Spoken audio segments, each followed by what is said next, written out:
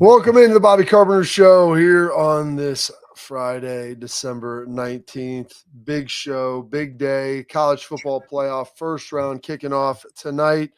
Tomorrow, the Buckeyes at around 3:30 or 4 will find out who they play as the Miami Hurricanes will be kicking off in Kyle Field in College Station against Texas A&M.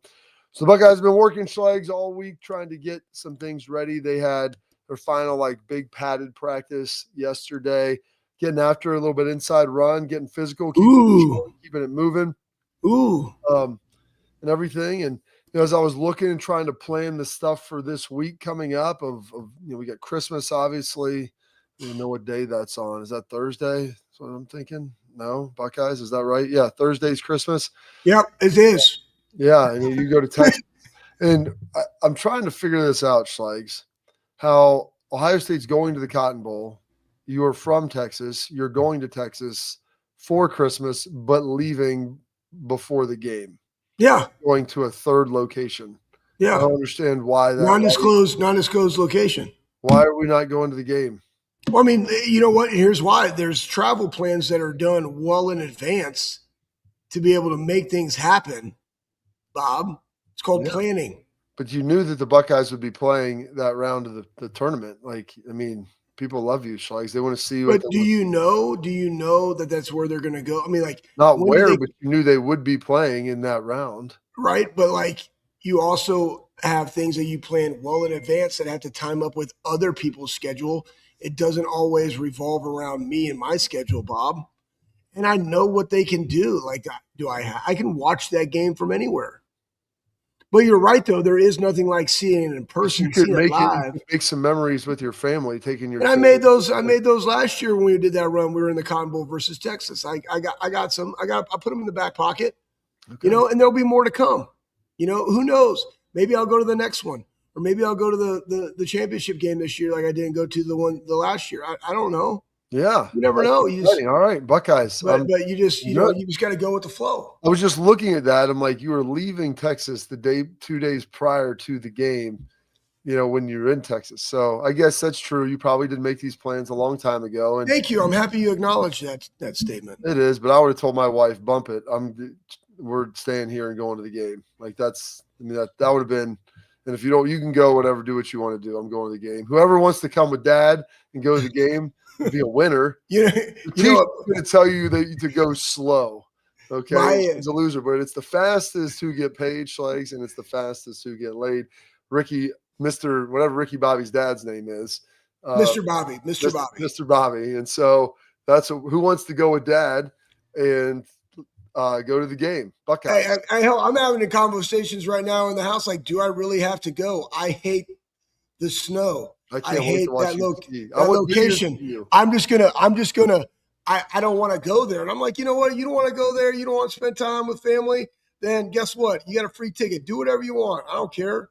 I'm like, people aren't going to be here for long, man. Making memories. It's cool if you don't want to be about that life. I get it. I love your daughter. Bad mindset, but whatever. No, she's got a winning mindset, Schlegs. Your daughter's mindset is, listen, I'm looking out for number one. You guys, you're all on my team, or get off. Get on my bus. You're following me or not. And I'm gonna try to infuse that into Faith, that strong will that she has. I'm gonna cultivate it and just continue to grow it inside of her because it's in there. She has the ability to do a lot of great things through her stubbornness. There's 100% will. 100% she can. What do you want to cover today, man? We got a lot of really good things. We got some Buckeye stuff. Bob, JMU's Twitter. Let's throw that up there. Let's throw that up. I haven't even seen some of this stuff. I've been running around, man. Throw this on Michigan yesterday. Went and watched practice, which looked good. Guys getting after it. Defense looking frothy. Dude, look at this. It says JMU. Honestly, they've won Twitter of the CFP. But it's like Oregon's inability to recruit other remains a glaring weakness of the Dan Lanning era. Thank you for spotlighting Fox. It's like roster talent comparison, right? The Dukes, 0 5 stars, 3 4 stars, 109 other. I'm going to tell you this. I'm amazed that they have 3 4 stars, to tell you the truth. Yeah. I mean, I mean, hell, when Dion was down there, they had Travis Hunter. He was a 5-star plus, right? But again, it's about what you do with the guys and how you develop the guys. And it's also funny how, oh man, who was it? I think it was JMU, Old Dominion, or it was like something like that. But like Old Dominion beat this team that held this team that was close to beating this team. And therefore, this Old game. Dominion played Indiana as tough as anybody. Outside of Ohio State, that's like the next closest game. And they won their bowl game. 13, yeah. Yeah. They did a good job. Which begs the question, Bob, of this. And you know what, though? It's good. What's that? Beg for me. If it begs the question. Yeah, it begs the question. And it goes into, and this is let's just talk you and your preference, Bob. Nick Saban has come out talking about the group of five is like a AAA baseball team, and you don't schedule AAA baseball. It was like you don't have MLB teams playing AAA teams, but also you have MLB teams playing in AAA stadiums. Yes, because they're renovating 100%. But they also don't schedule them, right? So it's not like they play them in their regular season. That was a point that was missed. And we've seen some of them. Hell, New Mexico, our guy, the fighting Fernando Lobos, and what the hell is their coach name? I think it's Esk, the offensive line guy, did a great job. Beat UCLA, help get that guy fired because you lost to New Mexico. But some of them can compete. The question remains, Bob, do you like them remaining in this college football playoff format? Question mark, go. I don't. Because right now you could potentially have, who would it be? Probably Notre Dame, Oregon, and Texas, Ole Miss, or vice versa right now. Yeah, I mean, you look at the teams that would get in, you'd probably have Notre Dame, obviously, and then Vandy even. Vandy or potentially Texas, BYU, like a combination of two of those four teams are getting in. And I think that'd be pretty solid. Now, Vandy still has that 14. I think Notre Dame would be in under this, and I think Texas, because BYU dropped 2 spots. I ultimately want to say. But you can't, but Vandy did not. Well, Vandy was 10-2. Vandy was 10-2. Texas was 9-3. Yep. But their schedule wasn't great. So throw that back up there again, Pat, about Saban said, this was him talking via Pat the McAfee show. He said, look, would we allow the winner of a AAA baseball league in the World Series playoff? That's the equivalent of what we do when JMU gets in the college football playoff and Notre Dame doesn't. I don't want to start any crap here, but it is what it is. And this goes back, I guess. Wrong? I'm asking you. Well, I don't think he is. So here's the thing. There are years, and I think in the past, we've had situations like, I think Cincinnati, they got in the 14 playoff and they played Alabama and played them okay. And that Alabama team was really good. They played Georgia in a Peach Bowl, played them really tough. They probably should have beat Georgia. They had I should not say should have. They had opportunities to beat Georgia in the Peach Bowl the year before. Boise, there were team slags. We watched them upset Oklahoma. We've watched them do things. Utah was one of those teams. Utah was one. Right, under Urban. TCU was a group of 5 team for a long time. And, you look at some of the players that came through there, LaDainian Tomlinson, and there were some really, really talented dudes. The problem is now all of those schools have leveled up, and the reality of how it works with this NIL and transfer portal, I don't know if you ever see any of those teams that are going to be good enough to really be able to compete anymore at that high level, just because all of their best players are going to go to bigger schools.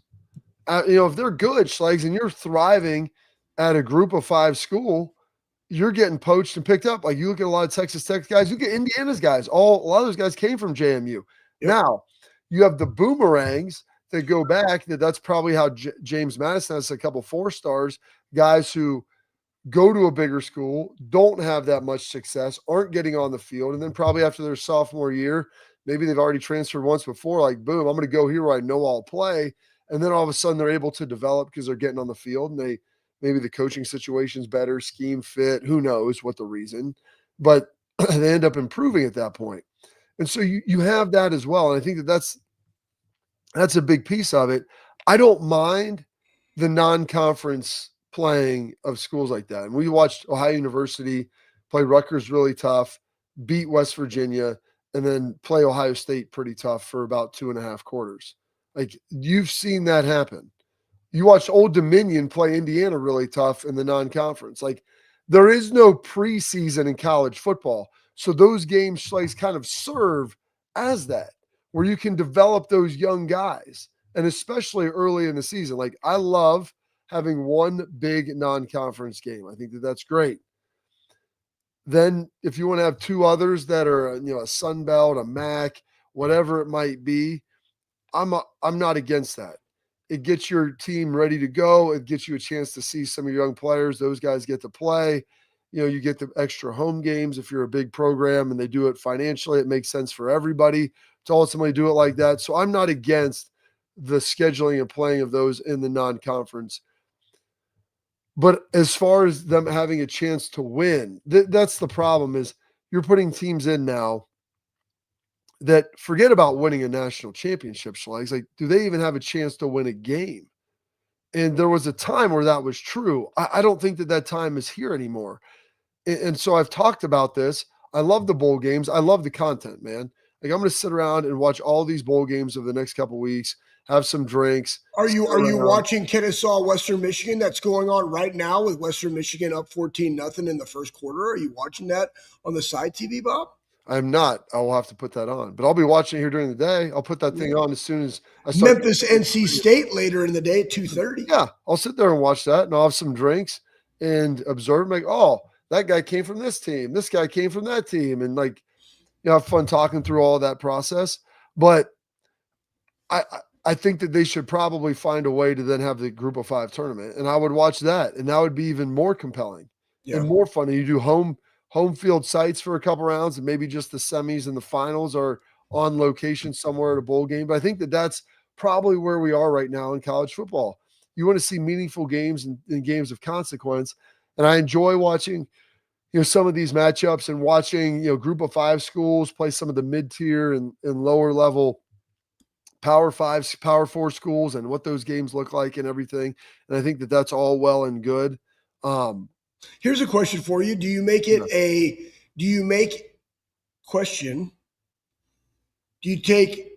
let's say I think we're going to eventually expand to 16. And I think somebody's going to actually listen to this podcast and do what we say we've been doing. And yet they won't credit us, which is fine. As long as they drank Monsters and had a whiteboard when they were executing this decision of the timing of the year. But top 16 get in, and it's just top 16 get in. If you're worthy of that, right? Like if you're a JMU and you're undefeated and you're smashing everybody and you beat a Power 4 school in your non-conference and you're ranked in the top 16, you're in, right? Like that type of deal. Do you then have an NIT, right? So it's kind of like... It's essentially what it would be. I know, but what I'm saying is now you also have the ability to have Power 4 schools go in there and play in that. Or do you make it its separate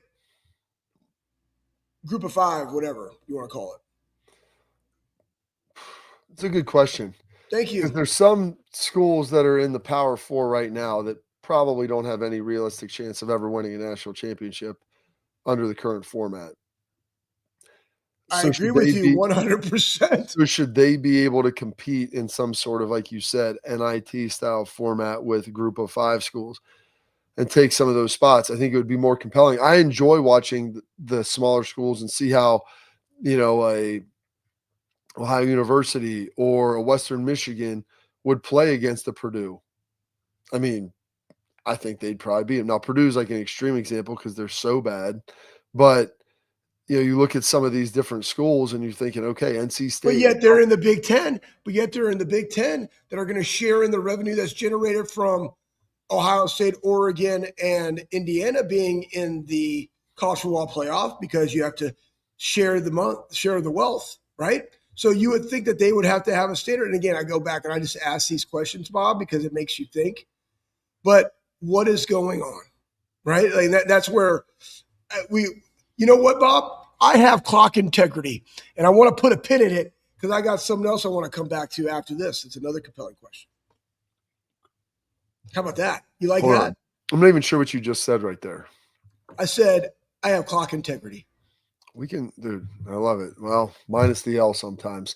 All right, we're going to take a quick break then. We'll come back. Schlegs has a great point he wants to bring out. Then, speaking of those teams, I think it would be a good time, Schlegs. You kind of took it right where we wanted to go. And we'll take a look at the Big Ten. And listen, folks, I know we're going to get to Oklahoma and Bama tonight, who we got, break the game down a little bit. We'll talk about the Miami A&M game as well. We'll get into all of that, don't worry. But there is something else, since you went there, about the sharing of revenue, how good the conference is, how good some of these teams historically are, and what all that looks like, yada, yada, yada. We'll get into that because that kind of went right. You took me right where we wanted to go with all of this. But first, a message from our friends at FanDuel. You know how fast the NFL game days move. One big play and everything changes. That's why live betting on FanDuel is a game changer. With FanDuel, you can bet in real time while the game unfolds. Score just flipped, jump on a new spread, or ride the live money line. The receiver's heating up. Bet the next touchdown score or total yards. Think that drive stalls in the red zone? Take a live field goal prop or fade the total. Live player props, team totals, drive results, updated spreads, next play markets. It's all there. Fast, fun. And with FanDuel, the live bets move as quickly as the game does. So whether you're riding momentum or fading the hype, FanDuel puts you right in the middle of every moment. Visit FanDuel.com/bigplay to download the app and bet the NFL all season long. Must be 21 older and present in Ohio or 21 older and present in Pennsylvania. Gambling problem? Call 1-800-GAMBLER. Schlegs and his big thought coming up next.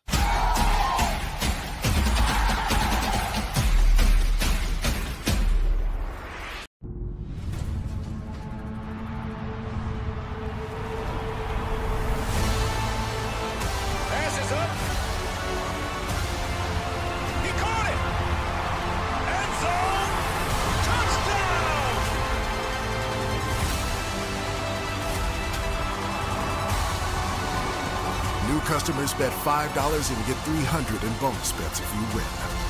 FanDuel, play your game.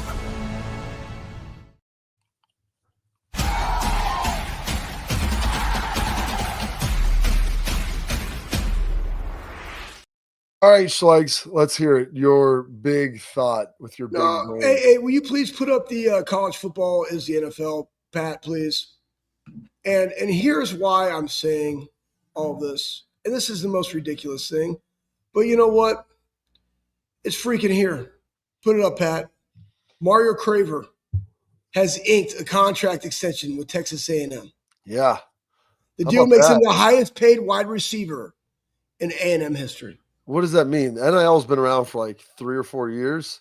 I mean, like, that's the history that you're going. I'm going back to like this as everything that NIL was supposed to be, which is you are paid for your performance on the field for an organization, a business to use your name, image, and likeness to generate revenue for that said business or organization. Am I right, bro? That was the intent, right? And I'll give you an example. Back in the day, guys, we used to have Honda banners in Ohio Stadium, Eddie George, right? Or whatever. Those guys didn't get any money for that. But it was their name, their image, their likeness on there. And there was this thing of like, well, you're wearing the scarlet and gray, therefore we can use it and not necessarily have to pay. That's why this changed, right? All of the number 10 jerseys that were sold with Troy Smith on it, right? And it's hard, too, because there's a lot of people that buy a 7, right? And that might have been Joey Galloway or Ted Ginn or, because it would not be a name on the back. People would then put names on the back, but they're predominantly buying it for that person. And yet those people made no money. That was the point of this, that it's now turned into what it is, which I can't even expound upon because it's gone so far in the opposite extreme, which is why you have to just say we are what we are. And that is minor league football for the NFL. And as soon as you come to terms with what it is that you are and stop fantasizing about this disillusionment of scholar athlete, you got to make sure you put the scholar in the athlete. And I always say this, so I mean, like, say it, baby. I talk to Ohio State guys, like those guys go to it. To me, here's the deal: when you're in school and you're playing college football, if you don't do what you do what is necessary to go get your degree, or to get a degree in something that's meaningful, in which you talk to athletes that come in, the differences of, hey, going to human ecology versus going to the, Fisher College of Business and what it could do for you. Like, where you tell me you can't do hard things. Like you said this before, Bob. You mean to tell me you can't do hard things? You can't have discipline of your time and go get a meaningful degree? Like, yeah, that's what it's funny. So I talked to Chuck Martin, who's head coach at Miami, Ohio, who my brother coached with. My dad went to Miami, Ohio. Like, I've known Chuck for 10 years. Good dude. Been there at Miami. I've known him for 15 years, maybe, 18. But he's been at Miami for about a decade now. And I asked him, I go, when you pitch guys like coming in the portal and different things coming out of high school, like, do you talk to them about like the Miami degree and what that means and the quality of the school? He goes, yeah, we talk about that, but they're more interested in one of their players who went to Texas Tech and they gave him $1 million last year. He goes, that's what they want to hear about. And I'm like, all right. I mean, everybody has different priorities and focuses. You come for the money, you'll leave for the money. If it's all you chase, it's all you ever catch. And just like a fool and his money will soon be parted. So learning about it, being being wise with that, I think helps. And this, I think, goes into the Aikman piece.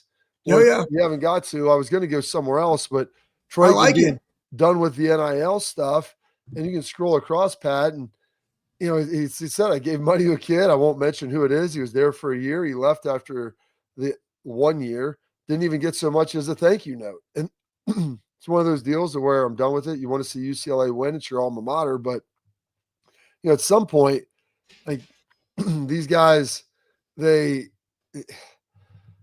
some point, like there's got to be some degree of accountability in things. Yeah.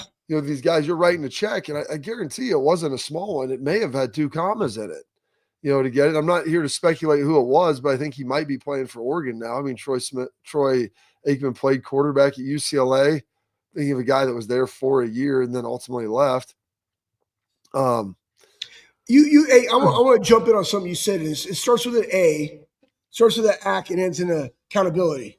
Okay, and that accountability has to be on the coaches and player development who or the GM who is going after said people, right? And where does that money flow? Like, there has never had any type of governance on that part. Now it falls on the AD to be that. Like, how are we being, what's the word I'm looking for? Fiduciary. Like, what is our fiduciary responsibility? Good stewards of the dollar, right? Of the dollar of the people that donate through NIL and the other resources that we have. Ohio State, Ross Bjork has a big one because he also has 36 sports.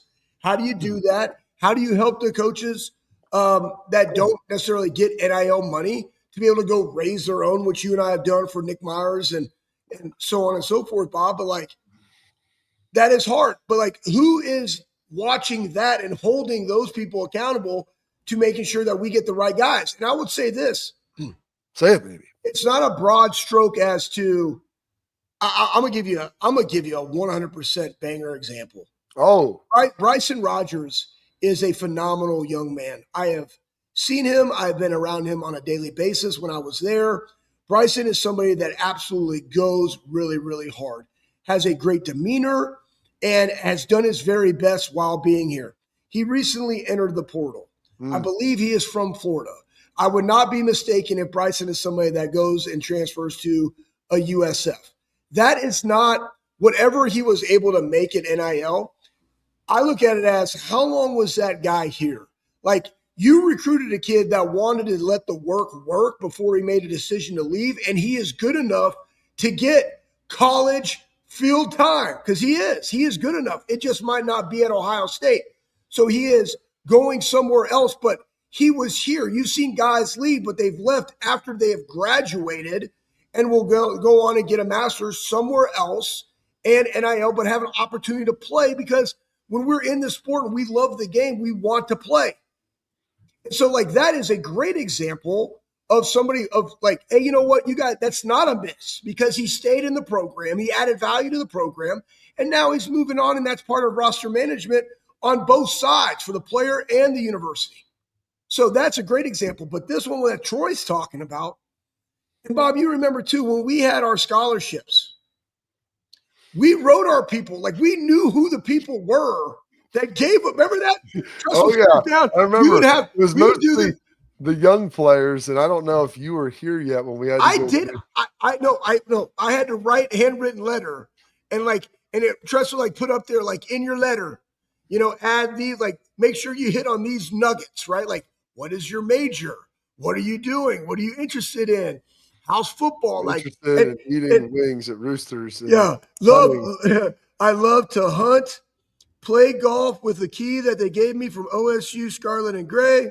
I like to go to Vance's and spend my per diem, aka Pell Grant money, because my wife works at Hilliard Davidson and is my sugar mama. Thank you, right?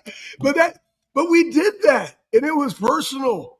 And to me, what the hardest thing is you said it earlier, it's because you got a guy in Troy Aikman, and I get it. I'm from Dallas, and I know of everything that Troy did. Hell, I remember watching him, Bob, when UCLA, I think they practiced in Texas Stadium, and they opened up practice to the high school coaches.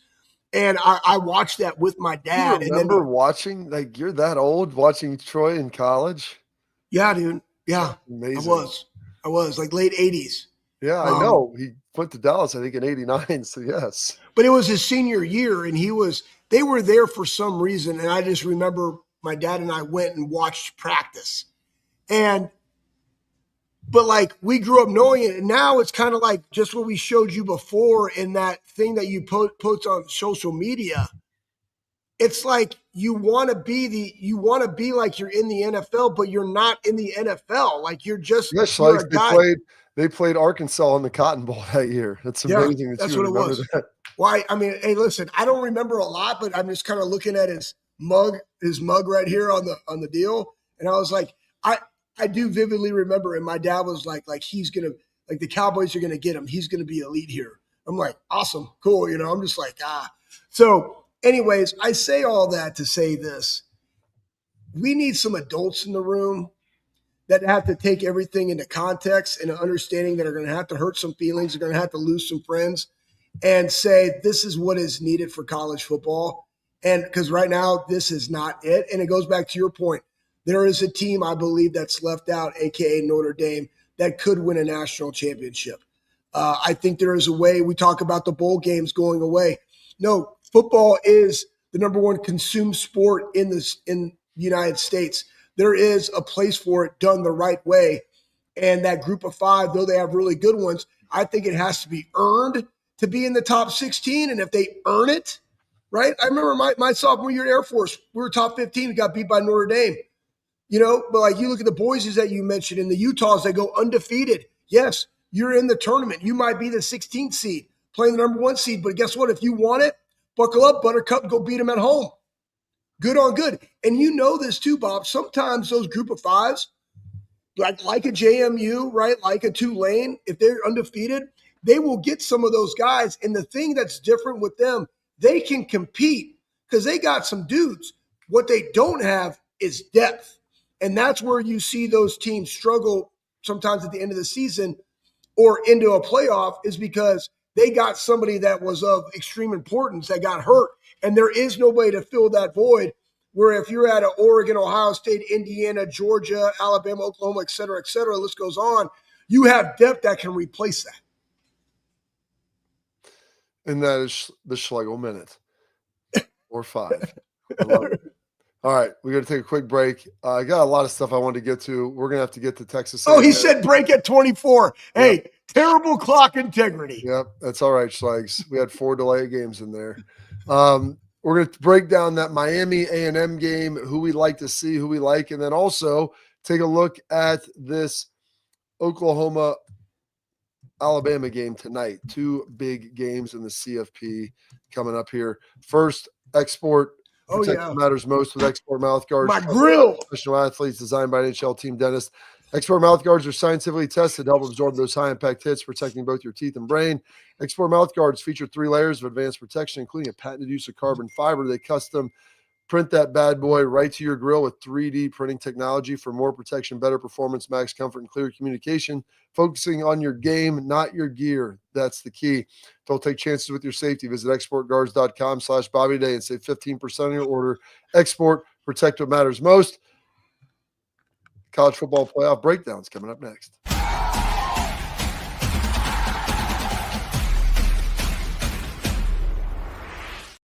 I'm Garage Beer, and this is Bobby Carpenter.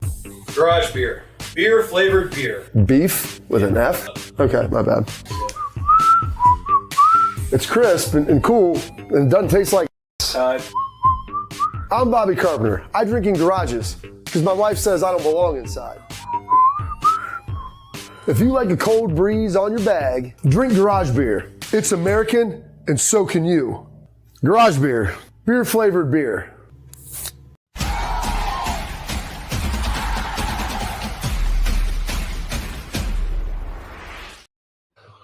All right, welcome back in the Bobby Carpenter Show. We'll start off with. You see, we got 247 Poor Clock Integrity, sponsored by Mario Cristobal. All right, well then that leads us where we want to go. We'll go to. I was going to say we could go to Oklahoma, Alabama. That game is this evening. Can't wait to watch that. But we'll start with the game at noon tomorrow, Miami versus Texas A&M. And it's interesting, like Ohio State, you didn't get to choose where they wanted to go to any of the first round games. Big Ten champions going to the Rose Bowl. I thought they put us in Miami. And people are like, well, I guess on the committee, as the people I've talked to, they were worried about us playing Miami in their home stadium. And they're like, dude, no, Miami fans don't even go watch Miami. Like, it'll be full. Yeah, it'll be full Buckeyes. But instead, we're going out to the Cotton Bowl. And if A&M wins, that'll be tough. A&M is a 3.5-point favorite, Schlags, as we look at this thing. Miami has dudes at all three levels on defense. Like, they're big, they're physical. They got two guys that have 4 picks apiece. They turn the football over. Gosh, I think I threw that away. I had a whole breakdown. Oh, here we go. Let me take a look at this. Break it down for me, General. Some of Coach General Carpenter's cadets here, the General's cadets, if you will. Jacoby Thomas and Bryce Fitzgerald. Jacoby Thomas, senior, 3 sacks, 4 picks. Number 8 for the Hurricanes, Bryce Fitzgerald, 4 picks, freshman, really stinking good. They're talented, man. They're really talented. And then you also look, they got Masador up on the defensive line, 7 sacks. He's long. They've got dudes with length. They've got guys with athleticism. They're really, really talented. I think they've got probably top 5 or 6 talent in the country. I don't know how well they're coached. And then the problem is they've got Carson Beck, who came from Georgia, Ted DiBiase, the $4 million man walking in here. And I don't think that he's probably worth that. They would probably much rather Fernando Mendoza had they known how he was going to ultimately be. But he's thrown 10 picks on the year. He'll throw you the football now. Yeah, he will. I think Miami has a higher floor. The thing is, they also have Malachi Toney, dude. Yeah, really good. He's elite. He is elite. I mean, he's not JJ, but he's not too terribly far off. He is a first-round caliber NFL draft pick. Dude is like a stone-cold killer out there on the field. Really, really talented. It's like he's not very big. He's only 5'11". He's a true freshman. I think he's only I think he's still 17. Maybe just turning 18. He's a baby. But if he can have those big plays, that's going to ultimately be able to change it for him. And if Carson Beck doesn't turn the football over, that will help them as well. On the other side, you've got Marcel Reed, who loves to run more than throw. He doesn't take sacks, only 10 sacks all year, but he has thrown 10 picks, so he will throw you the ball. But he's a very physically gifted athlete. You see him when the play breaks down, if a guy's not wide open, he'll buy time, and then ultimately run it. Concepcion, their one wideout. Where did he come from, Schleiks? He was not Arizona State. Where's Concepcion at? Oh, yeah, was he at Arizona? Here, I'm gonna tell you. Here's. You're killing me, Smalls. I got to remember this. NC State, baby. NC State. That's right. Really good player, though. But they want to run it more than throw it. And they rely on their defense, dude. And they've got Cassius Howell. Yeah, really good. 11.5 sacks on the season. Like, they got some dudes up front.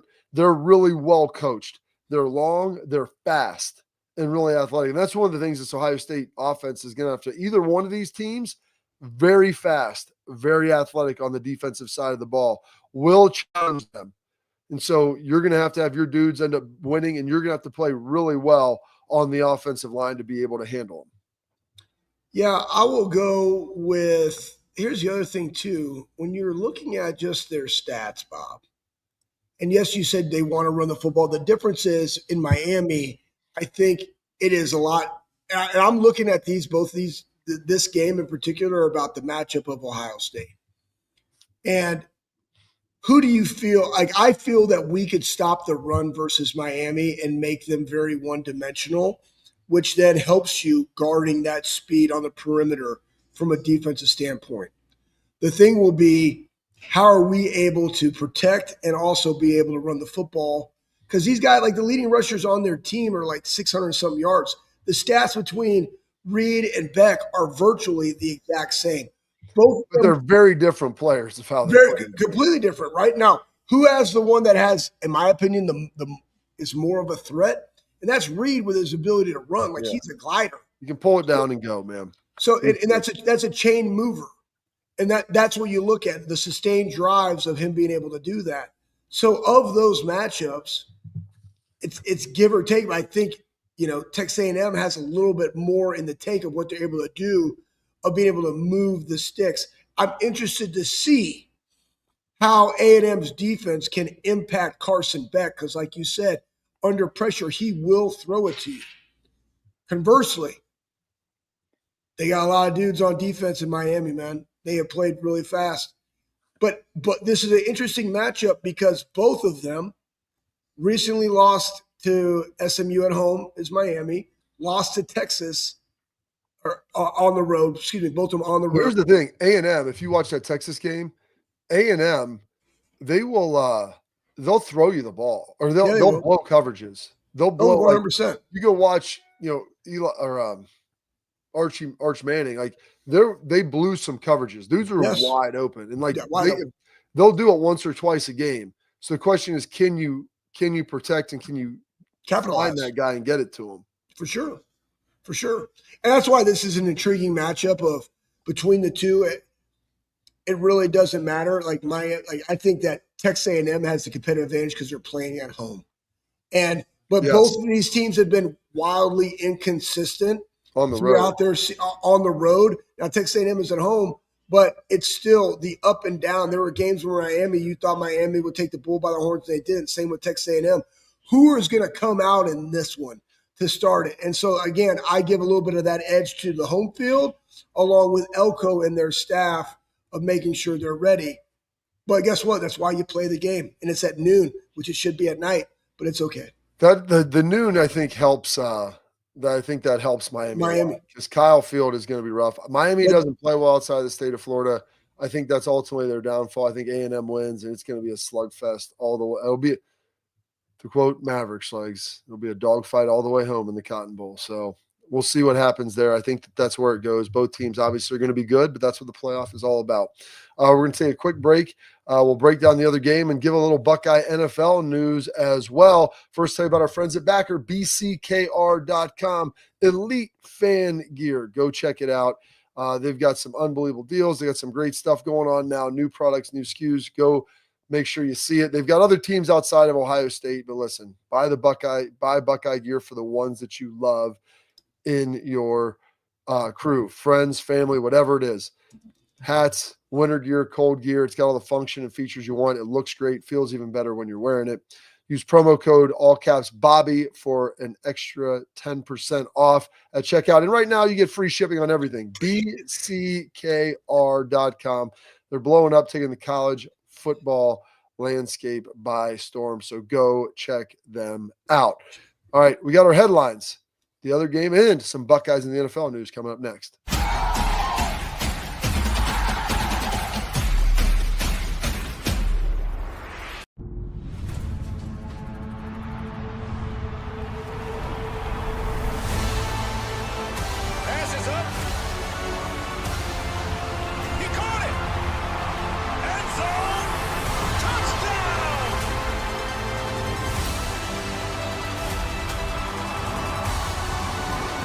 New customers bet $5 and get $300 in bonus bets if you win. FanDuel, play your game.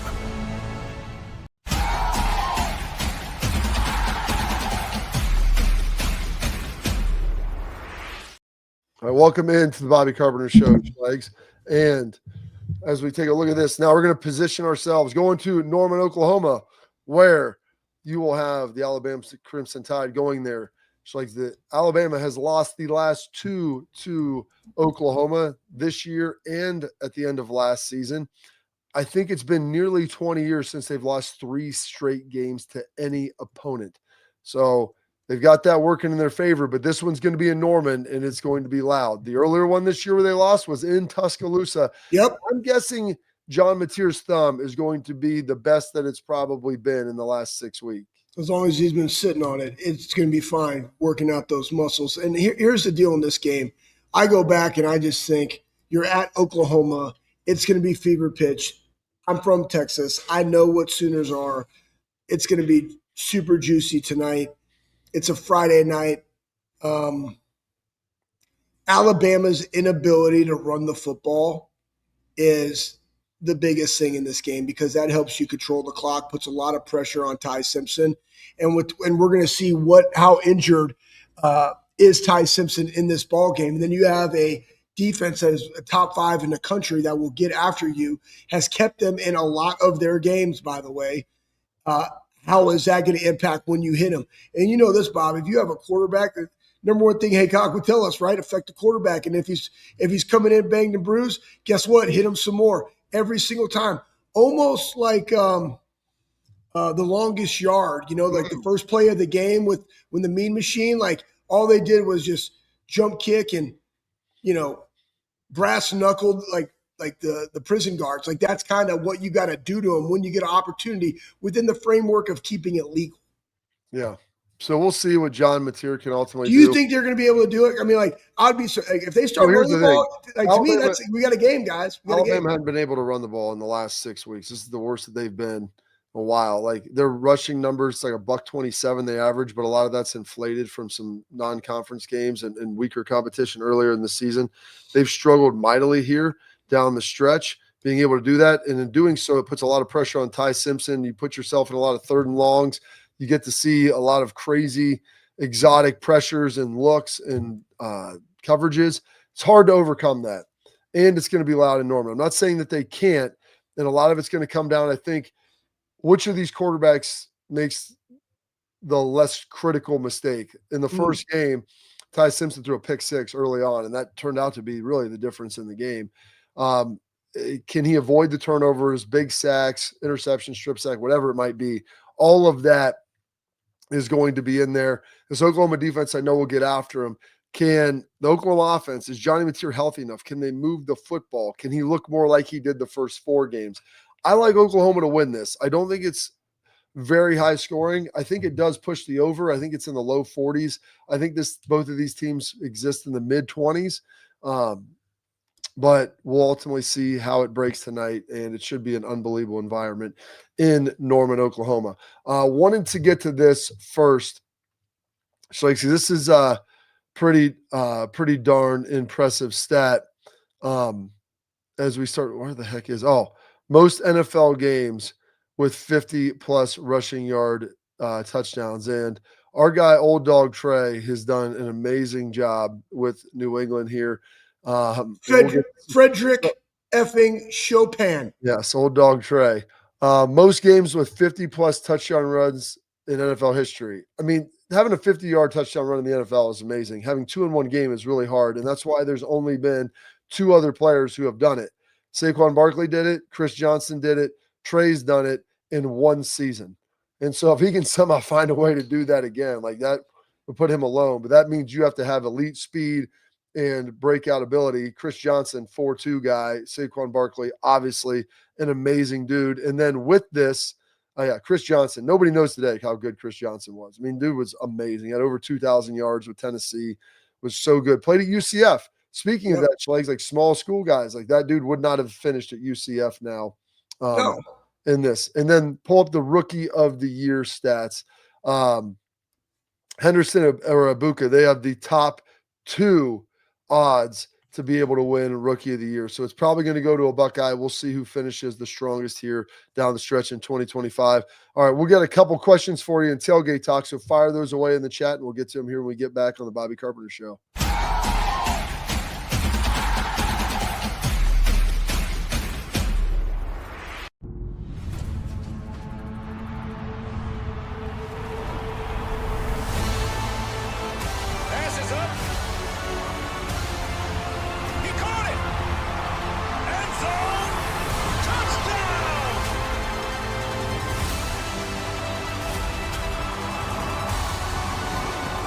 Customers bet $5 and get $300 in bonus bets if you win. FanDuel, play your game.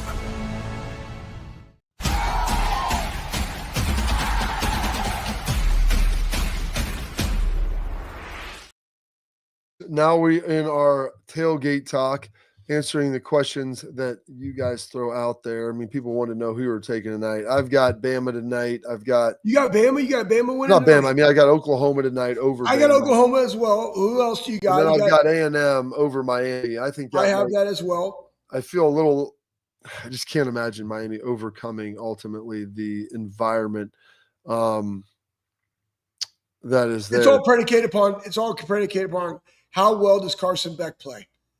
If he plays really well, and Marcel Reed, again, early on in that game for South Carolina, interceptions come out flat, it's at noon, whatever the case may be, like, who wins that quarterback play? If Carson Beck plays lights out, which he can, very good quarterback, Miami's got a shot.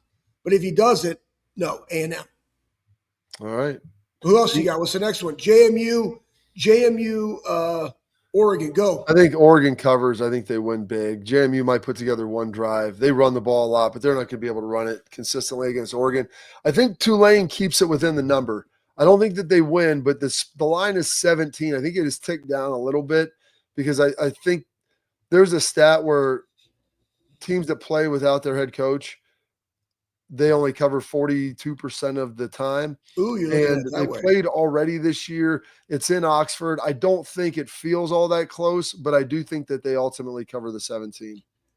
You also have the side nugget of, you know what, your head coach just went to another school. You kept the guy that's in the building. Hey, we want to go do it for him. We want to make a statement. I'm excited to watch what that is. I have no clue. I think Ole Miss is winning. I just put it that way. There you go. All right. We're going to take a quick break. Coming back, Schlegs. Dude of the week. Dude of the week. Got a couple good ones in there for you, Schlegs. So make sure you get that.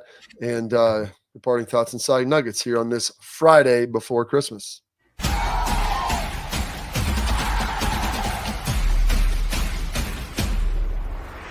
I'm Garage Beer, and this is Bobby Carpenter. Garage Beer. Beer flavored beer. Beef with an F? Okay, my bad. It's crisp and cool and doesn't taste like I'm Bobby Carpenter. I drink in garages because my wife says I don't belong inside. If you like a cold breeze on your bag, drink Garage Beer. It's American and so can you. Garage Beer.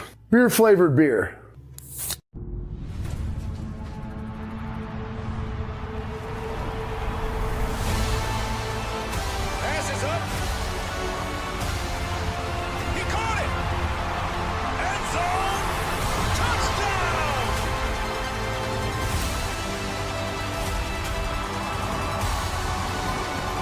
Customers bet $5 and get $300 in bonus bets if you win.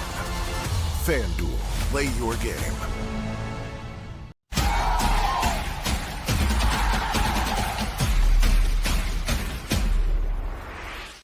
All right, Schlegs, you got like 2 minutes. You want to pound out a bunch of pound them out, man. Throw them up there. Jeremy Ruckert from New York Jet fan, growing up, signs an extension. Awesome. Love to see it. Go to the next one. Josh Myers. 2 years, $10 million, man. Happy for him. That's fantastic. They got a Nike store down there. Don't spend it all in one place. Hey, Josh Myers, Poof David Copperfield, signed there. Another Buckeye. Okay, following in the footsteps of one Nick Mangold. That's beautiful. Then we got the next one. We got 3 unanimous All-Americans for the Buckeyes. And I think it's something to say. And you know what? When we came in, we knew Jeremiah Smith. We knew Caleb Downs. Really proud of K-Mac. Both those other guys super proud of too, but like K-Mac is something that was a question mark, but he's done a phenomenal job. And really, he is, we call the center on offense Apex. He is that of the defense, which because he can 1v1 whoever he wants and even double team, it has allowed us to play a little light in the box at times, Bob, because he's so good against the interior run, which has helped Ohio State tremendously. Absolutely. All right. We appreciate it, Schlegs. Have a great weekend. We'll get our show schedule out here, figure that out here soon, but enjoy it, folks. Love it. Enjoy the games this weekend. And next weekend will be the final one before the Buckeyes will be playing again. So stay locked in here on the Bobby Carpenter Show.